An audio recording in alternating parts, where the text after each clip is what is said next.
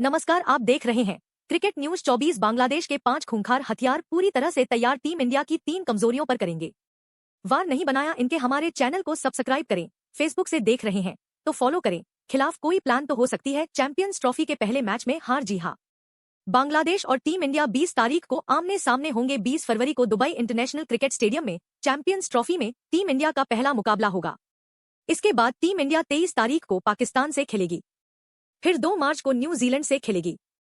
लेकिन इंडिया को अगर सेमीफाइनल के स्पॉट के लिए अपनी जगह पक्की करनी है तो बांग्लादेश वाला मैच तो किसी भी कीमत पर जीतना ही पड़ेगा, क्योंकि उसके बाद हमारे 2 बहुत तगड़े मैच होने वाले हैं। उसमें फिर कोई भी जीत सकता है उसमें, क्योंकि इंडिया पाकिस्तान का जो मैच है, पाकिस्तान दमदार टीम है, वो भी जीत सकती है। मतलब पाकिस्तान से जीतना उतना आसान नहीं होगा। ऐसा ही न्यूजीलैंड के साथ है। उसे तो अभी भी पाकिस्तान को उसके घर पर जाकर पटका है। सीरीज जीती है, त्रिवे सीरीज, एक वो मैच नहीं हारी न्यूजीलैंड, तो उसको तो अभी भी वहां पर खेलने का प्रैक्टिस हुई है, तो उससे तो हम और नहीं जीत सकते। एक तरीके से थोड़ा खतरा रहेगा। वो जो हमारे सामने होगी तो कम से कम 2 पॉइंट जो हमारे सामने दिख रहे हैं, जो आसान पॉइंट है बांग्लादेश के सामने, हम वो ले सकते हैं। लेकिन उनके पास 5 ऐसे हथियार हैं हमें, जिनके खिलाफ कोई प्लान बनाना पड़ेगा, क्योंकि ये हथियार ऐसे हैं जो वाकई में वनडे क्रिकेट में बहुत खुकार हैं। अपने बलबूते ये कभी भी करते पलटवार हैं, और हार को जीत में बदलने का ये खिलाड़ी मांदा अपने आप में रखते हैं। तो कौन कौन से ये 5 खिलाड़ी हैं और इंडिया की कमजोरी पर भी वार करेंगे, ये मैं आपको एक एक करके बकायदा ग्राफिक्स के जरिए समझाता हूं। सबसे पहला खतरा जो है, सबसे पहला जो सबसे बड़ा बांग्लादेश का हथियार है, वो उनके कप्तान है नजमुल हुसैन शांतु। अब शांतु क्यों इतने बड़े हथियार है बांग्लादेश के लिए? उनका वनडे रिकॉर्ड देखिए, 47 मैच खेल चुके हैं, 34 का शानदार औसत है, 1488 रन है, 122 नॉट आउट बेस्ट है, 3 शतक ठोक चुके हैं, 9 अर्धशतक ठोक चुके हैं। छोटे से ही करियर में बहुत बड़े काफी बड़ी पारियां इन्होंने खेली है, और इन्होंने अपना माद्दा दिखाया है कि ऐसे ही हारे हुए मैच को भी पलटने का माद्दा रखते हैं, तो इनसे बचकर रहना पड़ेगा।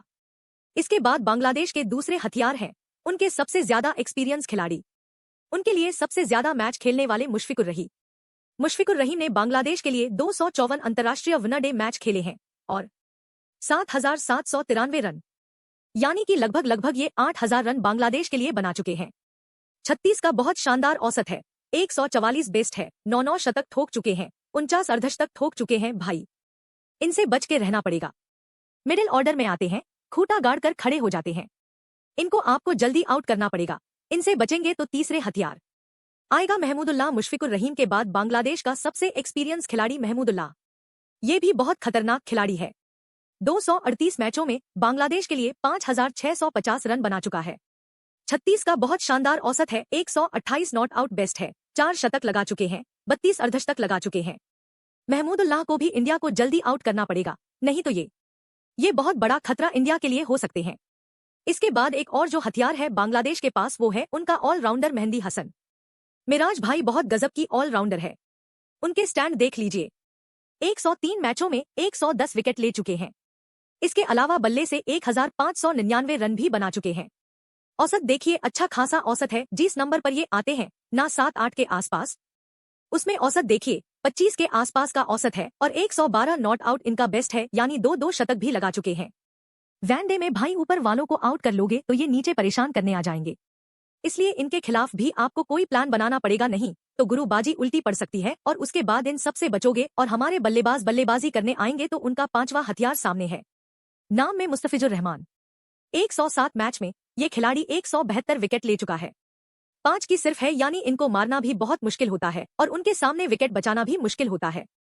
25 का औसत, यानी कि लगभग हर 25 रन के बाद विकेट ले लेते हैं, 43 रन देकर 6 विकेट।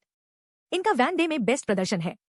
इनसे भी इंडिया के बल्लेबाजों को बचकर रहना पड़ेगा। तो ये वो 5 मेरी खिलाड़ी है जिनके खिलाफ इंडिया ने अगर प्लान नहीं बनाया और उनको चलने दिया गया तो लेने के देने भी पड़ सकते हैं। मुझे उम्मीद है कि रोहित ने कुछ ना कुछ इनके लिए सोचा होगा। अब इंडिया की कौन सी 3 कमजोरियां हैं, जिस पर यह बात करेंगे। सबसे पहली कमजोरी, हमारे पास जो मिडिल ऑर्डर हमारा तय नहीं है ना। फिर राहुल को खिलाएं, ऋषभ पंत को खिलाएं, किससे खिलाएं? क्या राहुल का फॉर्म खराब है? ऋषभ पंत खेले नहीं है, किसको खिलाएं? ये जो हम कंफ्यूजन वाली स्थिति में है ना, यह बहुत बड़ा हमारे लिए चिंता का विषय है। हमारी दूसरी कमजोरी, हमारे किंग साहब फॉर्म में ही नहीं है। इंग्लैंड के खिलाफ हमने वनडे सीरीज में देखा, बिल्कुल फॉर्म नहीं दिखा उनका। अब किंग अगर फॉर्म में नहीं है तो यह बहुत वाकई चिंता का विषय है, क्योंकि किंग ना टेस्ट में फॉर्म में थे ना वनडे में फॉर्म में थे।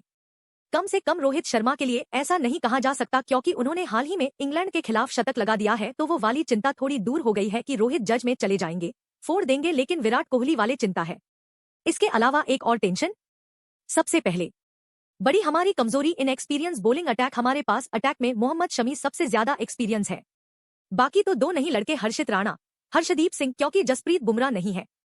यह हमारी सबसे बड़ी कमजोरी है कि बुमराह के बिना हमारा पेस अटैक चैंपियंस ट्रॉफी में गया है, ना जाने क्या होगा। तो ये वो कमजोरियां हैं जो बांग्लादेश को पता है। वो इन्हीं कमजोरियों पर वार करेगा और इंडिया को हराने की कोशिश करेगा। अब देखते हैं इंडिया कैसे पलटवार करती है। बहुत बहुत शुक्रिया सपोर्ट को देखने के लिए।